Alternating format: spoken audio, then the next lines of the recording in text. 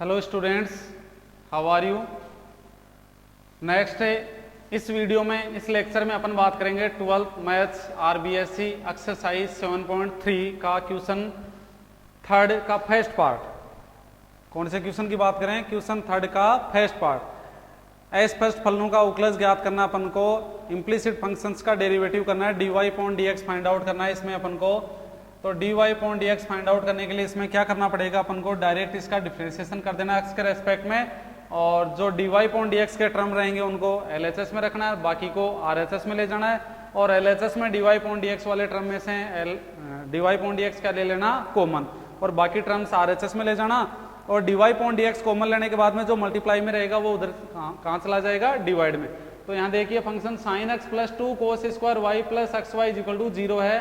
तो यहाँ पर x और y देखो इम्प्लिसिट है, स्पष्ट है, सेपरेट नहीं कर सकते यहाँ पर। तो डायरेक्ट आप यहाँ डिफ्रेंसिएशन करो, differentiation with respect to x, x के सापेक्ष अवकलन करोगे यहाँ पर। तो sin x का कितना हो जाएगा यहाँ पर? cos x। sin x का कितना हो जाएगा? cos x। आपको फॉर्मूले अच्छी तरह से याद हैं, सूत्र अच्छी तरह से याद हैं, अवकलन के, डेरिवेटिव्स के, डिफरेंशिएशन के फॉर्मूले अच्छी तरह से याद है, तो आप डायरेक्ट कर सकते हो, कोई दिक्कत नहीं। फॉर्मूले उधर साइड में लिख देना, ठीक है। तो sin x का कितना हो गया? cos x plus 2 cos square. तो ध्यान दें 2 तो कांस्टेंट क्वांटिटी है, 2 तो क्या है? कांस्टेंट क्वांटिटी, वो तो मल्टीप्लाई में आउटसाइड में रहेगी। कोस स्क्वायर है तो कोस स्क्वायर में पहले पावर है, यहाँ पावर 1 नहीं है, 1 पावर तो देखो साइन में थी, तो साइन का डायरेक्ट हो गया कोस, लेकिन यहाँ पावर है, तो पावर होने का मतलब पहले पावर का करोगे। किसका करोगे? पावर का। तो पावर का कौन से फॉर्मूले से करोगे? पावर मेथड से। पावर मेथड क्या कहता है कि पावर आगे आ जाती है तो 2 आगे आ जाएगा, और यहाँ पावर a कितनी हो जाएगी? कम। तो कोस में से एक पावर कम होगी तो कोस y बचेगा।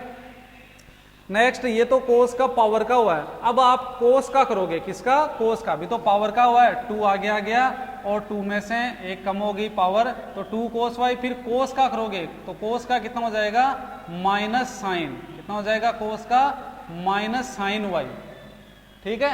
कोस का डिफरेंशिएशन कितना हो जाएगा? Minus sine y. और फिर यहाँ कोस के आगे जो आगे क्या लिखा हुआ था? वाई, तो वाई का कितना हो जाएगा? D y upon d x plus x y का यहाँ कौन सा रूल लगेगा? Multiply rule. मल्टीप्लाई रूल क्या है?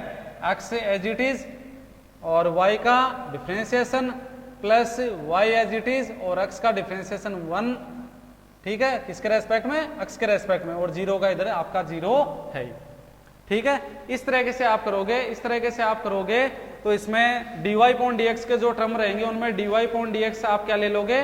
कॉमन ले लोगे।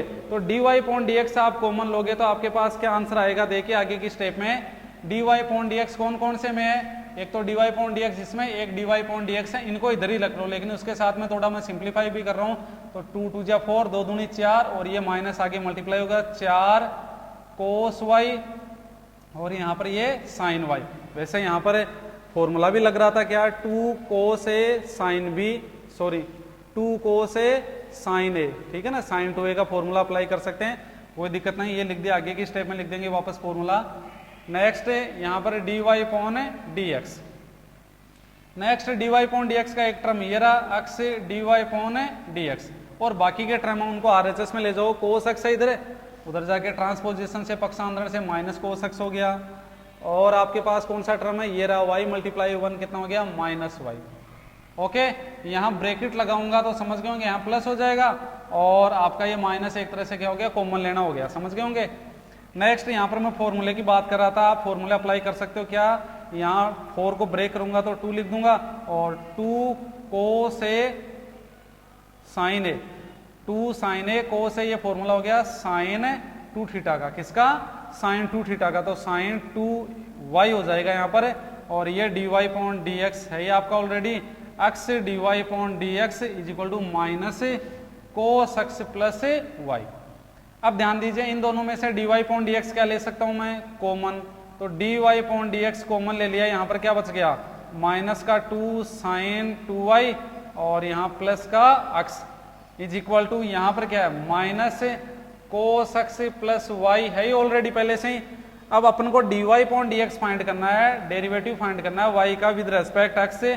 तो ये मल्टीप्लाई में है, उधर जाके कहाँ चला जाएगा? ये डिवाइड में। तो minus cos x plus y already पहले से दे ही रखा है आपको, इधर आरएचएस में चल ही रहा है, और ये इधर मल्टीप्लाई में है वो डिवाइड में चला जाएगा, कितना -2 साइन 2y प्लस एक्स। ठीक है, नीचे वाले में से माइनस कॉमन लेना चाहो तो कॉमन ले सकते हो, ये माइनस कैंसिल हो जाएगा। तो देखो फाइनल आंसर में आप ऐसे भी लिख सकते हो कोस एक्स प्लस वाई, और नीचे माइनस कॉमन लिया वो कैंसिल करने के लिए, तो कितना हो जाएगा, ये तो हो जाएगा प्लस का, कौन है 2 साइन 2y तो हो जाएगा प्लस का, और x किसका हो जाएगा माइनस का, वो माइनस कॉमन लिया वो कहाँ गया, कैंसिल हो गया। ये इसका फाइनल है आंसर आ गया। ठीक है, नेक्स्ट देखिए एक्सरसाइज 7.3 के क्वेश्चन 3 का सेकंड पार्ट। क्या दे रखा है, फंक्शन इम्प्लीसिट फंक्शन दे रखा है, स्पष्ट फलन दे रखा है x under root y plus y under root x is equal to 1। क्या फाइंड आउट करना है अपन को, dy upon dx, dy upon dx find out करना है, तो डायरेक्ट इसका डिफरेंशिएशन करना है एक्स के रेस्पेक्ट में। तो यहाँ पर देखिए differentiation with respect to x, ये आपको यहाँ लिख देना है।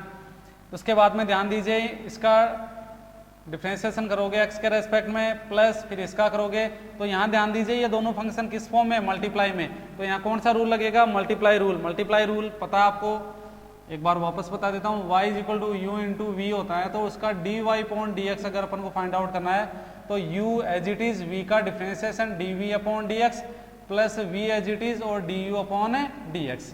ये मेथड आप यहाँ अप्लाई करोगे, ये रूल अप्लाई करोगे, तो देखो ध्यान से x एज इट इज, ध्यान देना फर्स्ट वाला x है वो as it is, under root y का, अंडर रूट y का कितना हो जाएगा, पहले अंडर रूट का करोगे तो अंडर रूट का कितना होता है 1/2 under root y, 1/2 under root y, ये तो अंडर रूट का हुआ है।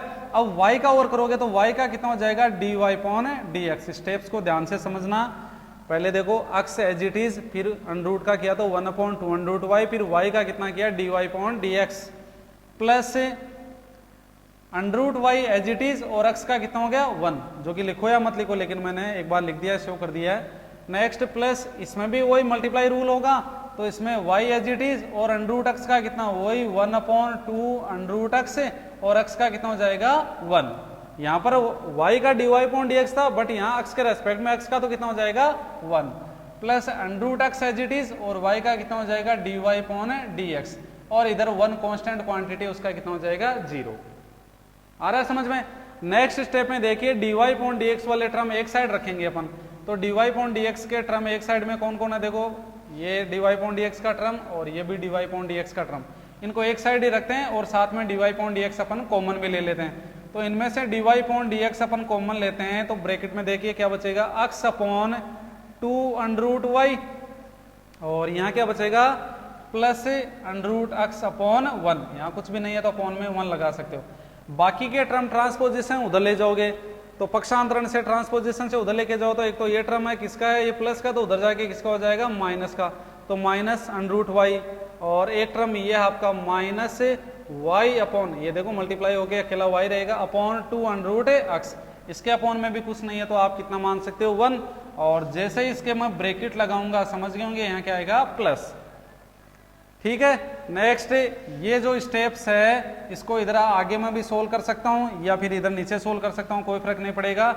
ध्यान दें dy upon dx find out करना है, तो ये अपॉन में मल्टीप्लाई में जाएगी, इसके ये किस में जाएगी, यहाँ मल्टीप्लाई में है, सॉरी मल्टीप्लाई में है, तो ये डिवाइड में जाएगी, इधर कहाँ जाएगी डिवाइड में।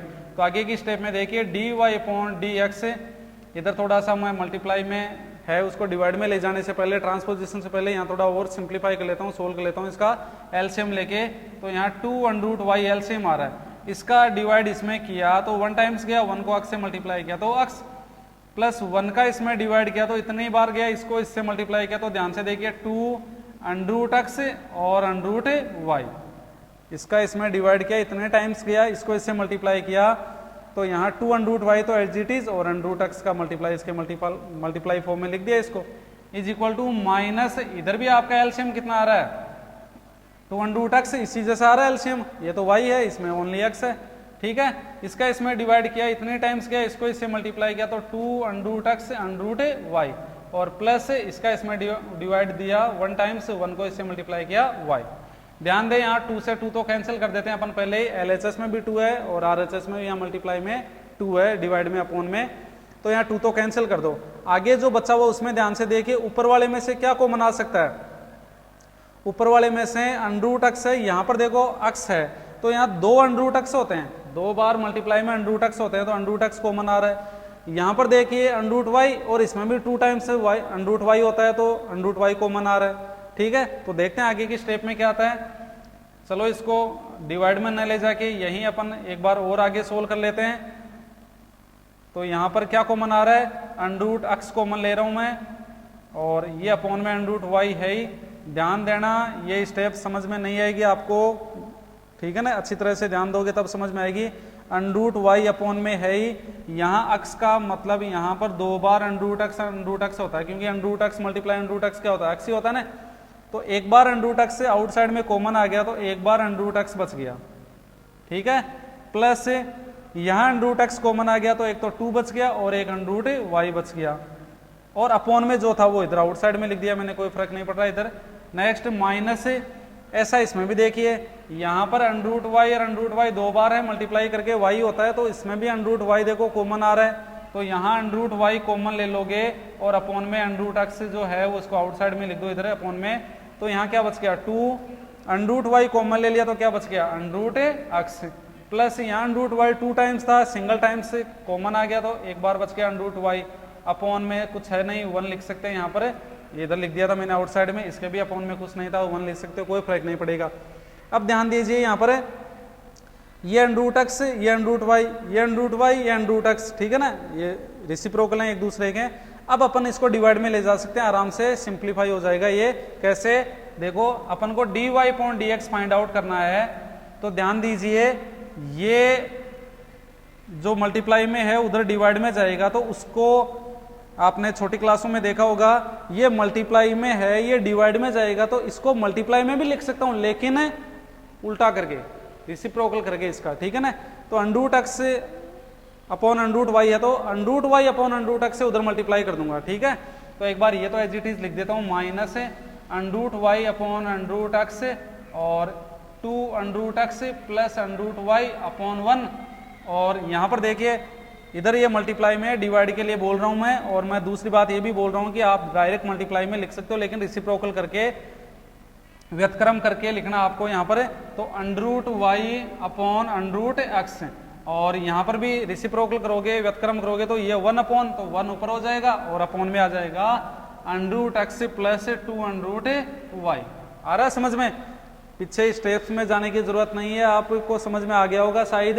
डायरेक्ट मैंने डिफरेंशिएशन किया एक्स के रेस्पेक्ट में, मल्टीप्लाई मेथड लगाया जो साइड में मैंने लिख दिया फॉर्मूला बेस पर, फिर और ओनली मैंने एलसीएम लेके कॉमन वगैरह लेने का काम किया है। ठीक है, अब आगे की स्टेप में देखिए अंडर वाई ये मल्टीप्लाई में तो अंडर वाई क्या हो गया वाई, अंडर अक्स अंडर हट गया अक्स हो गया और ये इससे 1 से मल्टीप्लाई हो जाएगा और ये इससे मल्टीप्लाई हो जाएगा। तो ओवरऑल ये देखो सेपरेट तरीके से आंसर में कैसे लिख सकते हो इसको, d y upon d x is equal to minus, तो आउटसाइड में है ही अंडर वाई कितना हो गया वाई अपॉन अंडर अक्स कितना हो गया अक्स, और ब्रैकेट में लिख सकते हो इन दोनों को, ये 1 से मल्टीप्लाई हो गया एज इट इज आ जाएगा 2 under X plus under Y और अपॉन में ये इस 1 से मल्टीप्लाई हो गया एज इट इज आ जाएगा क्या under X plus 2 under Y.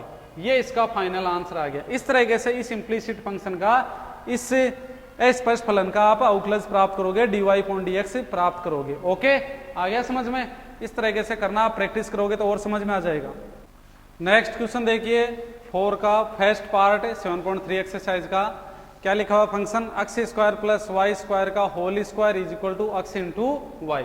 कौन सा फलन दे रखा है, अस्पष्ट फलन, इम्प्लीसिट फंक्शन दे रखा है। इसका भी अपन को dy upon dx find out करना है, तो कैसे करना है, डायरेक्ट अपन को डिफरेंशिएशन कर देना है इसका dy upon dx find out करने के लिए, और फिर dy अपॉन dx वाले टर्म सेपरेट करके dy upon dx find out कर सकते हो। तो देखिए किस तरीके से करना है स्टेप से, differentiation with respect to x, x के सापेक्ष अवकलन करने पर ध्यान दीजिए ये पूरा का पूरा आप क्या समझोगे, एक्स समझोगे इसको। एक्स के ऊपर क्या है पावर, तो समझ गए होंगे फर्स्ट ऑफ ऑल क्या लगेगा पावर मेथड। पावर मेथड क्या कहता है, पावर आगे आ जाएगी और जो पूरा एक्स समझा था उसको आप पावर उसमें से एक कम कर दोगे। ठीक है, ये तो हो गया पावर मेथड से पावर का हुआ। अब इसके अंदर जो लिखा हुआ उसका और करोगे, एक्स की जगह जो लिखा हुआ उसका और करोगे तो एक्स स्क्वायर का कितना हो गया, यहाँ पर एक्स स्क्वायर का पावर मेथड से 2x और x का 1 हो ही गया। नेक्स्ट y स्क्वायर का कितना हो गया 2y, ये पावर मेथड का हुआ है 2y, इस y स्क्वायर की बात कर रहा हूं मैं यहाँ। और फिर मल्टीप्लाई में y का कितना हो गया dy अपॉन dx। ये समझ में आया कि नहीं आया, दोबारा देख लीजिएगा एक बार। यहाँ पर जो ब्रैकेट में लिखा हुआ पूरा अक्स समझना है, अक्स के ऊपर पावर लगी हुई है 2, तो पावर मेथड लगाया 2 आगे आ गया, x square plus Y square as it is रहा और पावर उसकी कम होगी 1। नेक्स्ट अंदर अक्स की जगह जो पूरा लिखा हो उसका अलग अलग और करोगे मल्टीप्लाई में, चैन रूल से, श्रृंखला नियम से आगे मल्टीप्लाई के लिए ब्रैकेट लगाना पड़ेगा आपको। एक्स स्क्वायर का कितना हो गया 2x और x का 1 हो गया एक्स के रेस्पेक्ट में, प्लस वाई स्क्वायर का कितना हो गया वाई स्क्वायर में पहले पावर मेथड 2y और y का कितना हो गया dy upon dx is equal to, इधर देखो मल्टीप्लाई रूल लगेगा, x और y क्या है मल्टीप्लाई में, तो यहाँ मल्टीप्लाई रूल लगेगा। मल्टीप्लाई रूल कैसे, x एज इट इज और y का कितना हो गया dy upon dx plus y as it is और x का कितना हो गया 1, जो कि लिखो या मत लिखो कोई दिक्कत नहीं है, उससे कोई फर्क नहीं पड़ेगा। नेक्स्ट देखिए अपन को dy अपॉन dx वाले टर्म एक जगह इकट्ठे करने हैं, सेपरेट करने हैं उनको ट्रांसपोजिशन से, पक्षांतरण से। तो पहले ब्रैकेट सोल्व करता हूं, तो यहाँ ध्यान दीजिए ये 2x square plus y square है, इसकी पावर 1 बची, वो किससे मल्टीप्लाई होगी 2x से, तो 2x से मल्टीप्लाई होगी तो यहाँ 2 दूनी 4, 2 2 जा 4 हो गया और ये x मल्टीप्लाई में है। नेक्स्ट ये भी 2 2 जा 4, 2 दूनी 4 और ये इससे मल्टीप्लाई हो जाएगा, तो x square plus Y square और ये y मल्टीप्लाई में और ये dy अपॉन dx भी मल्टीप्लाई में।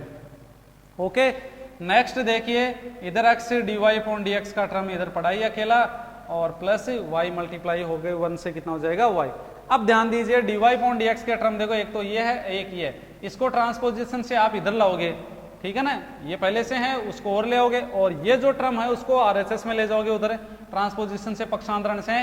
तो ध्यान दीजिए ये जो टर्म है इसको लिखता हूं मैं पहले 4x square plus Y square multiply y multiply dy upon dx और माइनस वो टर्म भी आ जाएगा x dy upon dx is equal to y पहले से है उधर और ये और चला जाएगा उधर minus 4x square plus Y square. Okay इन दोनों में से ध्यान दीजिए dy अपॉन dx से कॉमन आ रहा है, dy अपॉन dx इनमें से कॉमन ले लेंगे अपन, dy upon dx find out करना अपन को, तो यहाँ क्या बच गया 4x square plus Y square multiply y।